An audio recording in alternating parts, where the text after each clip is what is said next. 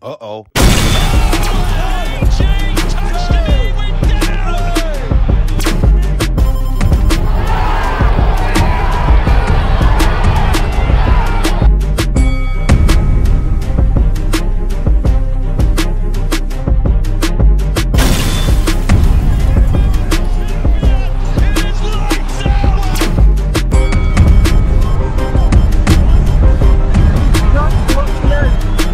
In her last two fights. Good way hitting him from now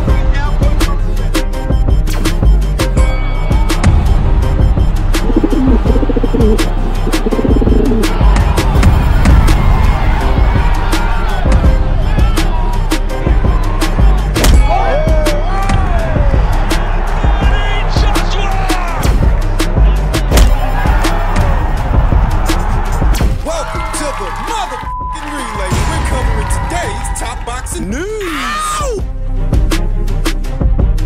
Okay, we'll start with this. A follow-up to a story we talked about in a previous video. How Matchroom has so decided to sign unbeaten up-and-comer from Puerto Rico, Stephanie Piñeiro, and she will be making her Matchroom debut on the undercard of Matias versus Pieiro in her native Puerto Rico. We now know who she's going to be fighting. She's going to be fighting Diana Castro Tapia of Mexico in what is another installment, another chapter in the ongoing Puerto Rico versus Mexico rivalry. And it's important to note that this is not a journeywoman, and this is not a showcase fight. This is not a bring-along fight, and this is not a developmental fight. Oftentimes, when a fighter's still got fights in the single digits, that's what they're fighting in. Fights that allow them to grow and get some rounds in. This ain't one of those. This is a full-on fight. Diana Tapia Castro sports a professional record of 7 wins with 1 loss, no draws, 2 knockouts, having never been knocked out in 8 professional bouts. Thus far, she has collected the O's, the unbeaten records of 5 unbeaten fighters. Stephanie Piñeiro will be the 6th unbeaten fighter that she will take on. She took Bernice Cubillas' O, she took Citali Ortiz's O, Carolyn Redmond's O, Valerie Corrales' O, and more recently, Jennifer Williams' O, late last year in December. Will she take Stephanie Piñeiro's O? Diana, in her 8 professional fights, has fought as high as super middleweight and as low as junior middle. For this fight that she's about to have with Stephanie, she's dropping down to welter. This is being billed as a welterweight contest. Welterweight, that's 147 pounds, the lowest Diana will have ever fought in her professional boxing career. But you can see she's a big girl with a big punch. You can see that she's a full-bodied fighter. Now, perhaps she doesn't have Stephanie Piñeiro's decorated amateur background, but she does have good pro experience. You could definitely argue that of the two, Diana's fought better fighters than Stephanie has fought so far. She shows a good stiff jab, a good step jab to bring that backhand over, that looping backhand. Keeps good shape when she does it. Seen here fighting out of the southpaw stance, even though she's registered as an orthodox fighter, she does appear able to fight southpaw. Defensively, she's a bit leaky. She can be caught in the exchange. One of these fighters to where their offense is their defense. Not a slickster, not a particularly tricky fighter, but an offensive whirlwind that once Diana gets going, you don't want to be standing in front of her, you don't want to be there. She's a mid-range fighter. Not particularly fleet of foot, somewhat flat-footed, and that has its pros, that has its cons, that she's got heavy feet, but she does seem to draw power from the ground up. So if she does land, there's going to be mustard on that hot dog. It's going to be power. It would appear that in matching Stephanie against Diana, what Matchroom wants is a trial by fire of sorts, because this is not a showcase fight. This is a full-on fight. This is the kind of fight to where you have to earn the victory. Stephanie will have to earn her spot, because I get the sense that if she loses, her relationship with Matchroom could come to an abrupt end. What this is, or seems to be, is a proving ground for her. You think she could lose this thing? I think Diana brings more to the table than any fighter that Stephanie Piñeiro has fought so far. It's a good fight. They want Stephanie Piñeiro to earn her keep, earn her spot on the Matchroom stable. That's the sense that I get when I look at this kind of matchmaking for what would be Stephanie's Matchroom debut. This is for a WBA Continental Americas and WBO International welterweight title that would move the winner closer towards fighting for the full version of those titles. Now, Sandy Ryan's got the WBO, but Lauren Price, she's got the WBA, and she's over there on the boxer side of things. In my previous video, I talked about how I don't think they signed Stephanie to put her in there with Sandy. No, I think they signed Stephanie to see if she can't collect some of the other belts, The other titles that are out there from the other champions. So when I see there's a version of the WBA title there, I'm not surprised. I got the sense that they would maybe want to put Stephanie in there with Lauren Price a few fights from now. She will have to make it past Diana Tapia first, and we'll see if she does. We'll talk more about the fight as the fight date approaches. Elsewhere in the world of boxing, further indication of what we talked about in another video, Trouble in Paradise, over there at the PBC, per Boxing Insider, Rick Glacier. Many people, including fighters, have contacted me wanting to know where Al Haymon is, as panic is now setting in, and I gave everyone the same answer. How would I know where your Uncle Al is? I'm not one of those that entrusted him with my life savings. There's going to be a lot of very disappointed people out there. The rumor is that Al Haymon has been MIA, missing in action as of December of last year. The rumor is he owes Floyd Mayweather $100 million or a little over that, and he's absconded. No one knows where he is. What seems to tie into this entire fiasco is that former unified super bantamweight champion Stephen Fulton said, 2 opponents fell out, so I'm fighting in July now. I was supposed to go on June 15th on the undercard of Gervonta Davis versus Frank Martin. That's not happening now. Reigning WBA featherweight champion Lamont Roach asked what happened to the Dominican kid, to which Stephen responded he supposedly has health issues. How does this tie into the Haymon stuff? You will notice that Stephen Fulton said he's going to be coming back in July.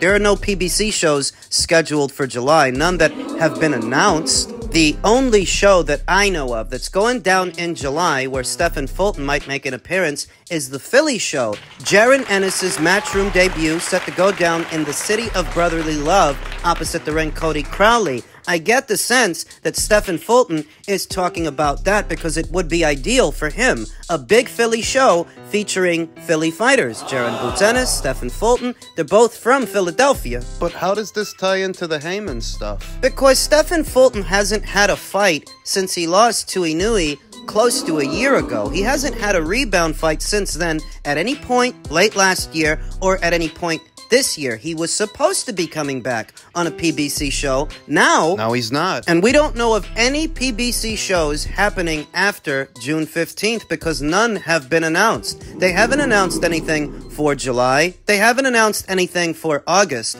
That is anything that they are hosting. A good number of PBC fighters will be fighting in August, but that's not a PBC show. That's a Matchroom show, bankrolled by His Excellency, Mr. Turki Al-Sheikh. So when you think about that the PBC don't seem to have much going on for most of the summer, and if they do, they haven't announced it. It's not looking good. When that Amazon Prime deal was announced late last year, I told you that it resembles a distribution deal, not a commitment, not a long-term commitment towards boxing programming like what you saw from Fox and Showtime. It wasn't that kind of situation that they're just distributing PBC content, but PBC has to produce it. They have to pay for it. Amazon's not giving them any money. No budget. No budget to do regular shows and non-pay-per-view fights. Remember all those rumors we heard a few weeks ago that the PBC would do non-pay-per-view shows in June, or at least one? Where is it? Where are they? It's not looking good, and now rumors are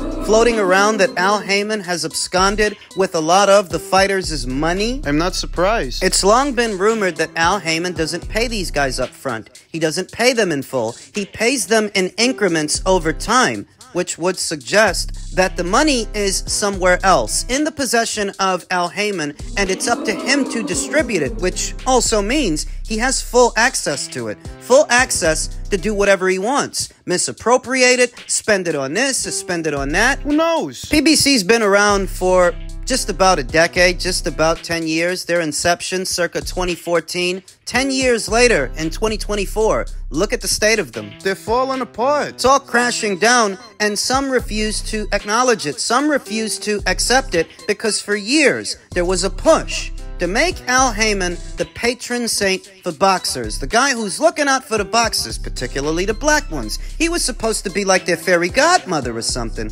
Turns out, he's just another thief. He's just another crook in the sport of boxing. And isn't that what I've been telling you all along? Some refused to listen, but I told you we would get here, and I told you this would happen. I would be surprised if the PBC survives beyond this year.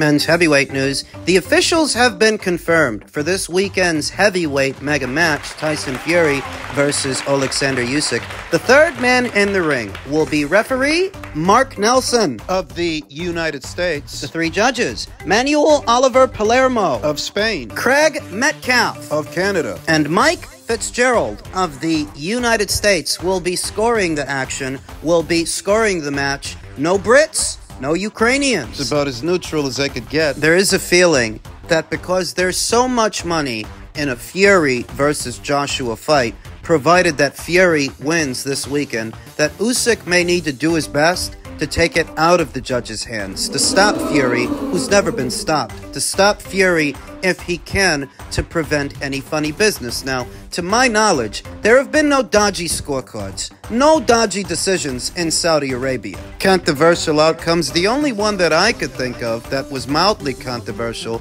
was the Fury versus Ngannou fight, that it was scored for Fury, where some people thought Ngannou won. Maybe there is an argument there, or maybe it's just that because Francis Ngannou did so much better than people expected him to, they're turning a moral victory into an actual one, at least in their own minds. But like I said, to my knowledge, I haven't seen very many, if any, dubious decisions happen in any of those fights, any of those cards that went down in Saudi. Hey, there's a first time for everything. Something has never happened until it does, and when it does, then what? Shades of the past, history coming full circle, as Alexander Usyk's team have reportedly complained about the ring canvas for the Tyson Fury fight. It's claimed the complaint is specifically about the seam that joints the sections of the canvas together. Usyk's team believe it could be a trip hazard. It's just got to do with the past. Don't you remember back in 2015? Ahead of the Klitschko versus Fury fight, Fury's team complained that there was an extra layer of padding under the canvas. Something like that. Something that could slow an otherwise mobile fighter down. I remember that ahead of their fight. Now ahead of this one, it's Team Usyk complaining. It's Team Usyk that there's something wrong with the canvas. There's a trip hazard. It's like history is repeating itself with a twist. There's a role reversal here, where Team Fury were the ones complaining in the Klitschko fight. It's now Team Usyk complaining in the Fury fight. Now, surely you can understand the relevance of a potential slip hazard, trip hazard, for one as mobile as Alexander Usyk, as I've no doubts, movement is a big part of the strategy. Moving and using different angles to get inside on Tyson Fury. You don't want to potentially get your feet all tangled up and fall down. Just anything that might hamper your movement. Fury's in no position to criticize him for it because he raised those kinds of concerns himself years ago in the Klitschko fight. Right? Now, whether or not this is by accident or by design, your guess is as good as mine, but it does kind of feel like history's repeating itself with a twist. Yeah, Fury's fighting a Ukrainian fighter again, but where before it was Fury complaining about the canvas, now it's the Ukrainian fighter complaining about the canvas. I am going with Alexander Usyk to win, potentially by way of knockout, because I think he has a better engine than Tyson Fury. Tyson Fury's brand of movement and range of motion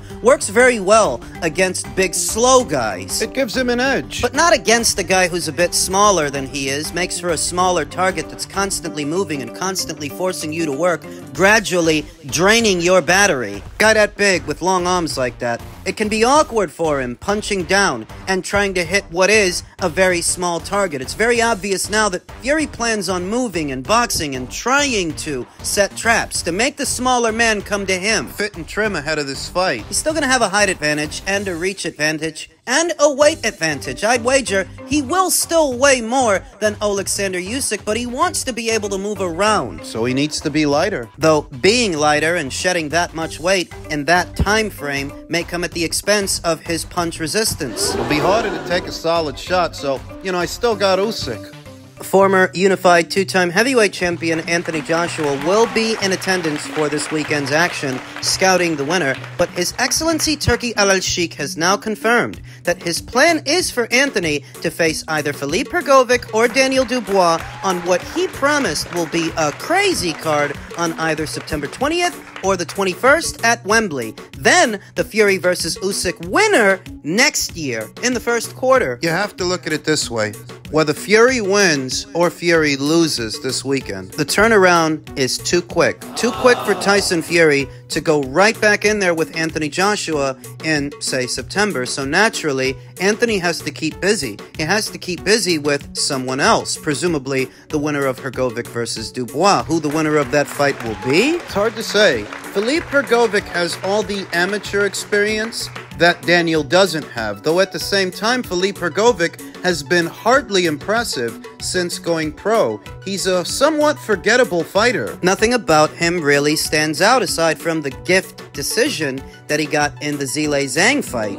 Daniel, comparatively, having more of a profile and having fought more high-profile opponents. He's been in there with Joe Joyce, he's been in there with Usyk and Miller. There's an argument that even though Daniel's younger and he doesn't come from some deep amateur background like Hrgovic does, in the pros, he's fought better fighters. He's won some fights, he's lost some fights. The fights that he lost, the Joe Joyce fight, the Usyk fight. Joe Joyce beat Daniel Dubois by doing little more than just using his jab. That's it, consistently using his jab and sticking it out there because Daniel doesn't move his head. With Usyk, it was a little bit more nuanced. Usyk wore him down, drained his energy, broke his spirit, and took him out. Of those two fights, I feel like Dubois versus Hrgovic will look more like Dubois versus Joyce. I feel like the aesthetic of this fight, it's gonna look like that one. Philippe Hrgovic is not the fastest guy, not the most athletic guy either, but so long as he sticks his jab out there and keeps it out there consistently round after round, he can do to Daniel what Joe did to Daniel. Theoretically, he can. It's a tough fight to edge, where the winner will move on to a mega fight, a mega match with Anthony Joshua. Joshua versus Dubois in the UK puts more asses and more seats than Joshua versus Hrgovic. I'm just being honest.